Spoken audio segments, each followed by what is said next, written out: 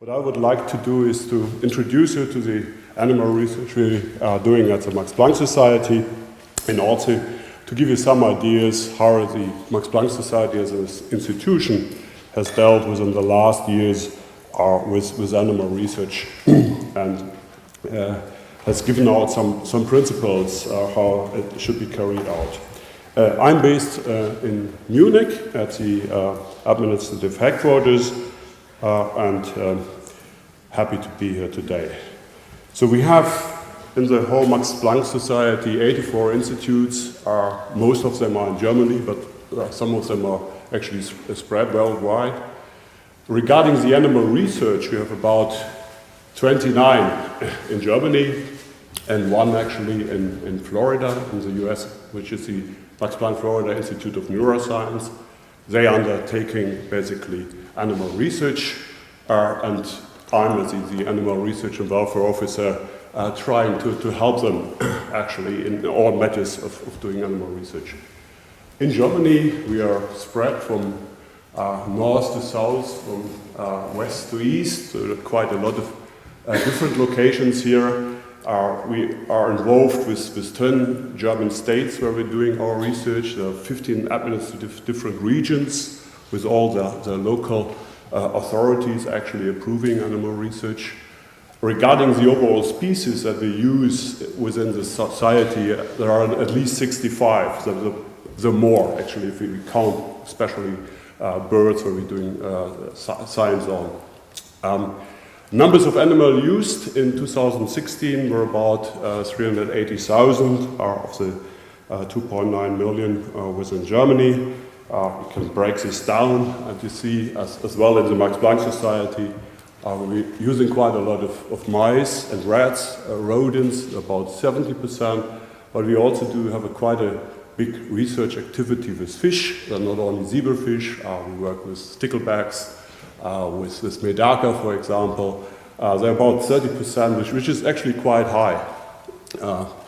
So quite a lot of research is not undertaking in mice, but also in fish. And then we have birds, about 1.5%, reptiles, amphibians, rabbits, pigs, and also primates, it's just 0.01, and other mammals. We have also been under quite heavy critics. You might remember in 2014 there was a Stern TV report actually about primate research undertaken at the Max Planck Institute of Biological Cybernetics in Tübingen. There was an undercover animal activist who came at the institute and secretly filmed the research there. We had quite a lot of different demonstrations there, Wivels in Tübingen, but also not only in Tübingen at this Max Planck Institute, also at other locations, even at the administrative headquarters. And then basically, we had a presidential commission being called in from the president to think about and do extensive discussion how we should undertake animal research in basic science. It was headed by Professor Wolf Singer from the Stringman Institute in Frankfurt, and we had quite a lot of different experts in there worldwide working in different areas of animal research, but also into ethics or advising policymakers, thinking really carefully how should we position ourselves to do animal research. And we came up actually, or they came up with a sort of a white paper that had the goal actually to explain and to look into it, how we're going to balancing basically this generation of knowledge against the potential harm which is inflicted on animals, the ethical dilemmas there, how can we deal with this. They found measures actually, how should we recognize individual responsibility of all people involved in undertaking animal research, also to be more open and proactive in the communication of animal research, and ways actually how we should foster an informed dialogue between science and society about the things we do and why we do need animals in basic research. The key messages which came out in this white paper, and you can download it from the Max Planck website, is actually to strive for the highest quality of science and animal research, in order to maximize the epimistic benefits, so the way how we can obtain basically knowledge at the best possibility. Also to achieve the highest possible standards in animal welfare, strive where it's possible for replacement of animal experiments by encouraging and financing alternative research. It's about research programs there. And then communicate openly and transparently on animal experiments. And there was the introduction of a fourth R for responsibility. So you know the 3 R's, the principles been laid out for animal work, which are replacement, reduction, and refinement. And there was a 4th R being added to, which means to be responsible in the way we undertaking animal research and to think about this. And what is this 4th R covering? What is meant with this responsibility? We want to put our programs actually to do research on the cognitive capabilities of different species, really knowing how they explore their environment, what cognitive capabilities do they have, that we can take account of this when we're doing our research. Also do research on adequate living and housing conditions. How can these be improved? I think there's quite a lot of knowledge missing for animals which are not mice, rats and zebrafish, where you have quite a lot of high standards how you can accommodate them. Also research on objective measures for recognition of distress and pain. We should have some really objective ways of looking at the animals to recognize distress and pain, to really qualify this much better. Have a proactive engagement in the public, in the discourse of animal ethics. And it's quite clear that you need to have a continuous improvement of guidelines of ethical conduct. And there's a lot of knowledge actually there which also needs to be disseminated. And the idea is knowledge really protects animals. People which have knowledge about animals are in the best position also to protect them. So what was then done there is the first initial steps is to establish an ethics curriculum for animal experimentation. This will become mandatory for all the staff, all scientists, students which are involved in animal research in the Max Planck Society. It has different chapters. So there's one, you get an introduction actually, what is meant is, what is the purpose of this ethics curriculum, but also the history of animal research is being covered. The history of animal ethics, it's quite interesting to see over the centuries how this has developed and in what kind of position we are today. There's a big chapter basically there on law, the 3 R's are explained, and the 4th R's of the MPG. What are there for different positions in animal ethics? I think it's also quite important. If you have a public discourse, you should know what kind of different principles are there. And I would just like to give you a little overview basically of the law chapter here. So there's quite a lot of contents in there. We have this in German and in English. There's models actually for scientists, but also for animal caretakers, really trying to reach out to everybody who is involved in doing animal research. And it's also quite good, actually. I was coming back to Germany from the UK, where I've done animal research. And of course, for all the scientists which are in the same position, starting working at the Max Planck Institute, it's quite important actually to know about the legal requirements of relating animal experiments in Germany. Animal experiments in the UK are also very good regulated, but there are differences in the countries. So this is quite a good tool actually also for all our scientists coming from foreign countries to learn about the specificities of the legal requirements in Germany.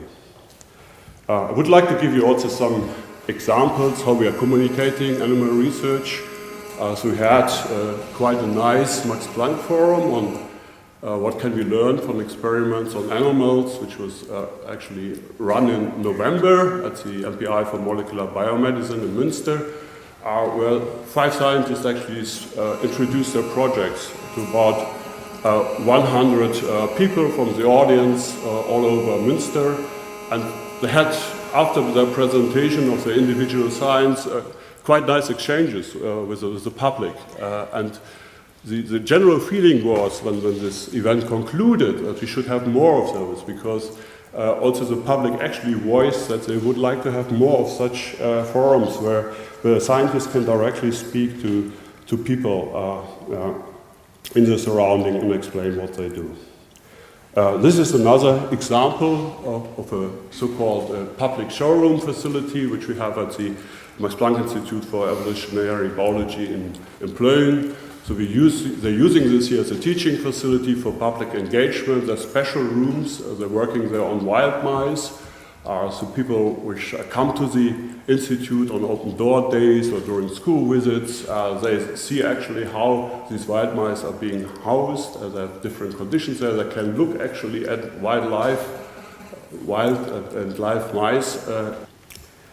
Then we also established a web portal with background information on animal research. So this is a central web portal at the administrative headquarters, explaining all the research going on in the Max Planck Society with background information, how you approve animal experiments, information on different model organisms which you can track.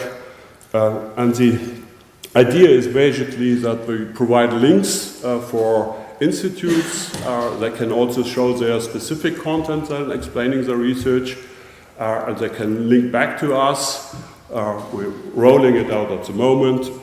Of course, there's also some encouragement needed for institutions actually to link up to this website and to do more explaining their research which goes on at individual institutions.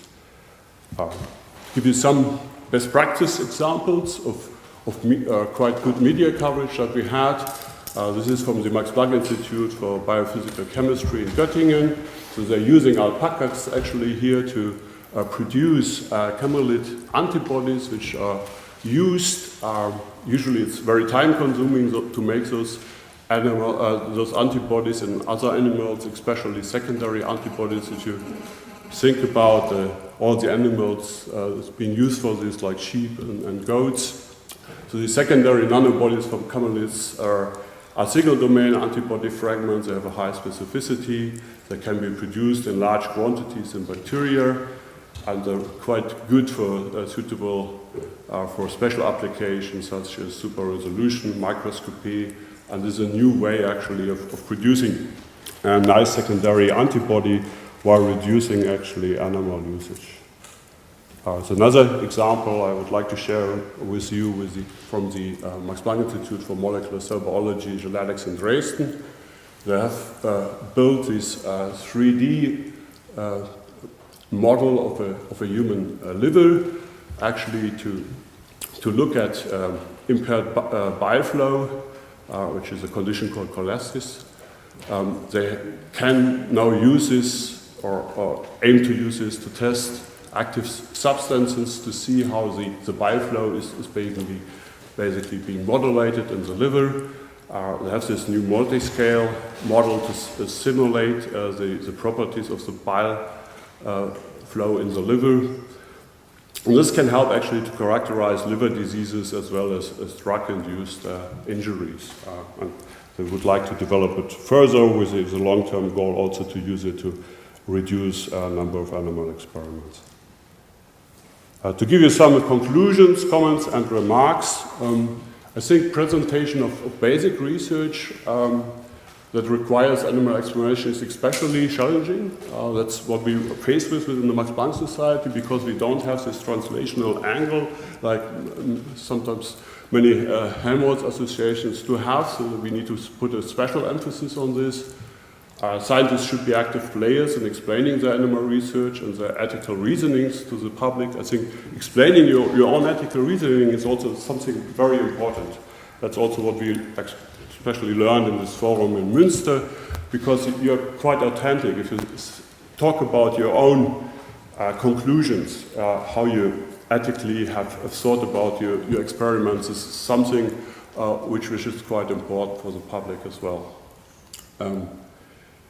For engagement in the public discourse, it's important that scientists are aware of the history and concepts of animal ethics. So that's quite good if you also think about how ethics has developed over time, over the centuries. There have been also other times, basically, where there was quite a lot of criticism, actually, in the 17th, 18th centuries against animal research usage.